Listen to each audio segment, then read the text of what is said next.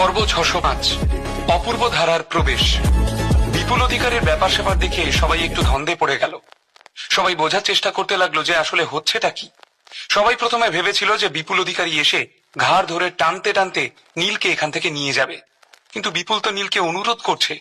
আর ঠিক এই বিষয়টাই মানুষের বুদ্ধির একেবারে বাইরে।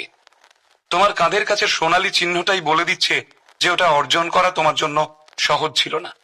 তাই নিজের পদমর্যাদার সদ্ব্যবহার করা উচিত। বোকার মতো নিজের উজ্জ্বল ভবিষ্যৎটাকে নষ্ট করো না। এমনিতেও নিজের পরিশ্রমের ফসল কিছুটা হলেও তুমি নষ্ট করে ফেলেছ। নীলের কথা বলার ধরনটা কিন্তু জব্বর। বিপুল অধিকারীর তালে তাল মিলিয়ে তাকে উত্তর দিয়ে চলেছিল সে। নীলের কথা শুনে বিপুল মুহূর্তের জন্য স্থগিত হয়ে গেলেও শিগগিরই নিজের সম্বিত ফিরে পেল সে। সরি স্যার, আমি তো শুধুমাত্র নিজের কাজটুকুই করছি, একটু ইতস্তত করে বলল বিপুল। তার দিক থেকে দেখতে গেলে নীল যত শক্তিশালী হোক না কেন, সে একটা বাইরের ছেলে। একজন বাইরের ছেলে হয়ে নন্টে ফন্টে বা দাস পরিবারের ছেলের গায়ে সে হাত তোলে কি করে? সাথে সাথে বিপুল হাত নেড়ে নিজের দলের দুজনকে কাছে ডেকে নিল। তারা ভদ্রভাবেই নীলকে নিয়ে যেতে চাইল। নাইট ক্লাবের অবস্থা আর নন্টে ফন্টের অবস্থা দেখে প্রথমে এই লোকগুলোও মনে করেছিল তারা কোনো ভয়ানক দৈত্যের মুখোমুখি হতে চলেছে, কিন্তু নীলের বরফ শীতল আচরণ দেখে তাদের মনে হতে লাগলো এ আবার কি? সেই ঘরে উপস্থিত বাকিদের অবস্থা ওদের থেকেও শোচনীয়। কোথায় তারা নীলকে অপমানিত হতে দেখবে ভেবেছিল, তার বদলে তাকে হাত ধরে অনুরোধ করা হচ্ছে।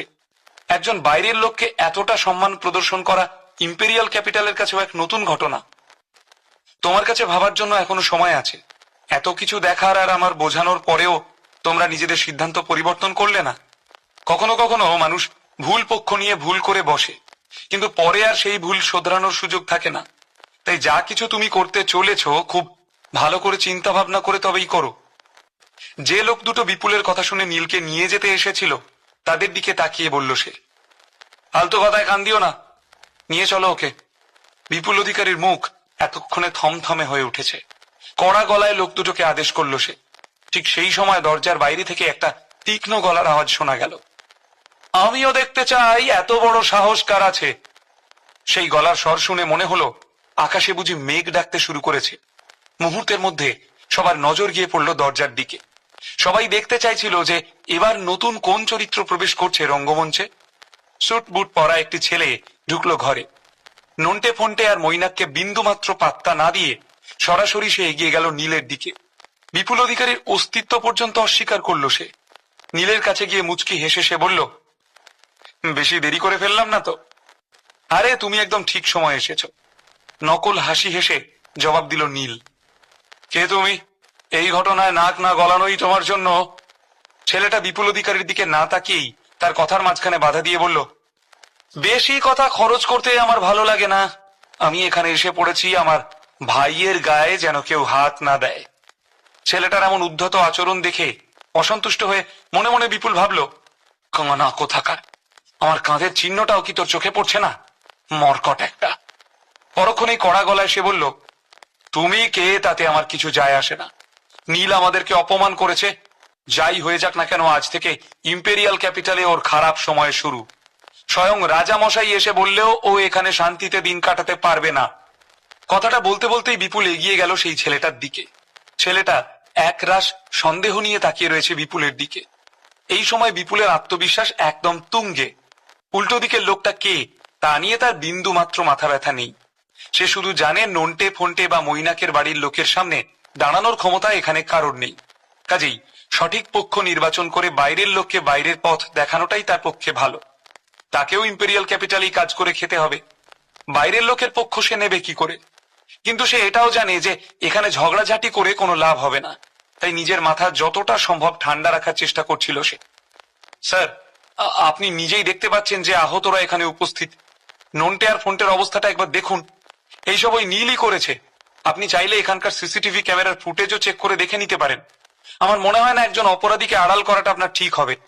বিপুল অধিকারী যথেষ্ট চালাক লোক, না হলে এত কম বয়সে এত উঁচু পদে পৌঁছানোর কথা তার নয়। প্রথমেই একটা ধোপ দুরস্ত লোককে সে চটাতে চাইছিল না, কিন্তু নিজের কথা থেকেও সরলে তার চলবে না। তাই চট করে উল্টো দিকের মানুষটাকে আপনি সম্বোধন করতে শুরু করলো সে। তুমি কি ওদের বাড়ির লোক? চুপচাপ এখান থেকে চলে যাও। আমি অনেকদিন পরে আমার ভাইকে দেখে খুব খুশি। তুমি আমাকে আর আমার ভাইকে অপমান করেছো, কিন্তু একজন সরকারি কর্মচারী বলে তোমাকে আমি ক্ষমা করে দিলাম। তবে পরের বার এরকম ভুল আবার করলে আমার চেয়ে খারাপ কেউ হবে না। খুবই শান্ত গলায় বলল ছেলেটি, যেন নন্টে ফন্টে বা মৈনাকের বাড়ির লোককে নিয়ে তার কোনো মাথা ব্যথা নেই। এ হলো নন্টে নন্দী, ও হলো ফন্টে রাউত, আর ওই যে দাঁড়িয়ে রয়েছে ওর নাম মৈনাক দাস। ইম্পেরিয়াল ক্যাপিটালের তিনজন ইয়াং মাস্টারকে অপমান করেছে নীল, আর আপনি এখনো ওর পক্ষ নিয়ে কথা বলে যাচ্ছেন, ওকে আড়াল করছেন। নিজের ভুরু দুটো কপালে তুলে বলল বিপুল অধিকারী। তবে তার মনটা কেমন যেন কুডাক ডাকছিল। সামনের এই স্যুটবুট পরা ছেলেটিকে কিছুতেই ঠিক বুঝে উঠতে পারছিল না সে। ও, আমি ভেবেছিলাম এরা বোধহয় কোনো বড় পরিবারের ছেলে, কিন্তু এরা তো ইম্পেরিয়াল ক্যাপিটালের সেকেন্ড ক্লাস সিটিজেন। আমার সামনে মুখ খোলার সাহস ওদের হলো কি করে? কথাটা বলে ছেলেটা একটা অবজ্ঞার হাসি ছুড়ে দিল বাকিদের দিকে। তার কথা শুনে হতভম্ব হয়ে গেল সবাই। ছেলেটা কিনা নন্দী, রাউত আর দাস পরিবারকে সেকেন্ড ক্লাস সিটিজেন বলছে। এও কি সত্যি? এরকম কথা বলার সাহস ছেলেটার হলো কি করে? কে এই ছেলেটা? কে তুমি? কথাগুলো বলতে তোমার প্রাণ কাঁপছে না? তোমার একবারও মনে হচ্ছে না যে তোমার জিভটা কেটে ফেলে দেওয়া হতে পারে? নন্দী পরিবারের বিরোধিতা করার ফল কিন্তু ভালো হবে না। দাঁতে দাঁত চেপে বলে উঠল নন্টে। তার চোখ দুটো রাগে লাল হয়ে উঠেছে। বড় বড় চোখে একদৃষ্টে লোকটার দিকে তাকিয়ে রয়েছে সে। নীল ইতিমধ্যেই তার হিট লিস্টে নাম লিখিয়েছে, আর এখন তার পরিবারকে ছোট করার জন্য এই স্যুটবুট পরা ছেলেটাও তার হিট লিস্টে। এদের দুজনকে সে কোনো দিনও ছাড়বে না। আগে সোজা হয়ে দাঁড়িয়ে আমার কথাটা কান খুলে শোন। আমি তোদের সবার বাপ অপূর্ব ধারা। বুকে সাহস থাকলে যা নিজের বাড়ির লোককে গিয়ে বল যে অপূর্বর সামনে তুই মুখ খুলেছিস। ফল ভালো হবে কি হবে না সেটা তখন নিজেই জানতে পেরে যাবি। যাদের মরতে ভয় করে না তারা যেন ধারা বাড়িতে এসে নিজের মুখটা একবার করে দেখিয়ে যায়। এমনিতেও অনেকদিন ইম্পেরিয়াল ক্যাপিটালে থাকা হয়নি, লোকজন একটু ভুলে টুলে গিয়েছে। আরো দু একটা স্ট্যাম্প পড়লে সবার চিরদিনের মতো নামটা মনে গেঁথে যাবে। তুমুল আত্মবিশ্বাস নিয়ে সিংহের মতো গর্জন করে উঠল অপূর্ব। মজার ব্যাপার হলো তার কথা শুনে সবার মুখে যেন একদম তালা লেগে গেল। মাথা তুলে অপূর্বর দিকে তাকানোর সাহসটুকু পর্যন্ত করতে পারছিল না কেউ। ইম্পেরিয়াল ক্যাপিটালে ধারা পরিবারের স্থান ঠিক কোথায়? যারা ইম্পেরিয়াল ক্যাপিটাল সম্পর্কে এখনো জানে না তাদের ধারা পরিবার সম্পর্কেও জানার কথা নয়।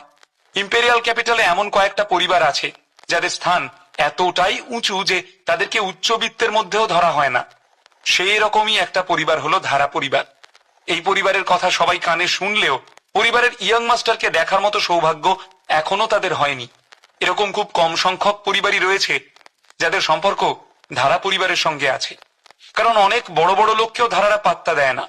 তাদের দৃষ্টিভঙ্গি একদম পরিষ্কার, শুধুমাত্র ব্যবসা করে সেই মুনাফায় ইম্পেরিয়াল ক্যাপিটালের মাথার উপর ছড়ি ঘোরানো। জায়গায় জায়গায় মুখ দেখিয়ে বেড়ানোর কোনো ইচ্ছা তাদের নেই। চোখের আড়ালে থেকেই তারা যে ঠিক কি করতে পারে ইম্পেরিয়াল ক্যাপিটালের বয়স্ক লোকেরা সে কথা খুব ভালো করেই জানেন। ধারারা যে খুব রহস্যময় একটা পরিবার তেমনটা একেবারেই নয়, কিন্তু তাদের অবস্থান এতটাই উঁচুতে যে উচ্চবিত্তরাও তাদের নাগাল পায় না। সেখানে মধ্যবিত্ত বা সাধারণ লোকেরা যে তাদেরকে চিনবে না সে কথা বলাই বাহুল্য। এই মুহূর্তে খুব কম লোকই মাথা ঠান্ডা রাখার মতন অবস্থায় ছিল। কয়েকজন বেশি বুদ্ধিমান তো আবার বুঝতেই পারছিল না যে তারা কি করবে। আপনি আপনি নিজেকে কি ভাবেনটা কি? বিপুলের মাথা এবার ঘুরতে শুরু করেছে। ধারা পরিবারের পরিচয় সে জানতো না বা তাদেরকে সে ভয় করতো না এমনটা নয়, কিন্তু সে কিছুতেই বিশ্বাস করে উঠতে পারছিল না যে অত বড় বাড়ির ইয়াং মাস্টার তার চোখের সামনে দাঁড়িয়ে। একরকম ভ্যাবাচাকা খেয়েই প্রশ্নটা করে ফেলেছিল বিপুল। আসলে অপূর্ব ছোটবেলাটা বিদেশেই কেটেছে।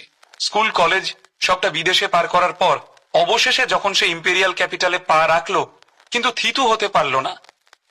কাজের প্রয়োজনে আজ ইম্পেরিয়াল ক্যাপিটালে তো কাল প্রোফাউন্ড রিয়েলেমে তো পরশু অন্য কোথাও। এদিক ওদিক যাতায়াত তার লেগেই থাকে। সেই কারণেই ইম্পেরিয়াল ক্যাপিটালের লোকেরা তার কথা খুব একটা শোনেনি। অপূর্বর জায়গায় এখানে রৌনক ধারা থাকলে পরিস্থিতি অন্যরকম হতো, কারণ ইম্পেরিয়াল ক্যাপিটালে তার মেজাজটাই আলাদা। এখানে সবাই তাকে রীতিমতো ভয় করে চলে। তবে যাই হোক না কেন, পদবিটাই তো আসল কথা। তাই অপূর্ব নিজের পরিচয় দিয়ে লোকেদের মুখ বন্ধ করে দিয়েছিল ঠিকই, কিন্তু লোকেরা কিছুতেই বিশ্বাস করতে পারছিল না যে সে আসলেই ধারা পরিবারের ছোট ছেলে, নাকি নীলকে সাহায্য করার জন্য সবাইকে বোকা বানাচ্ছে।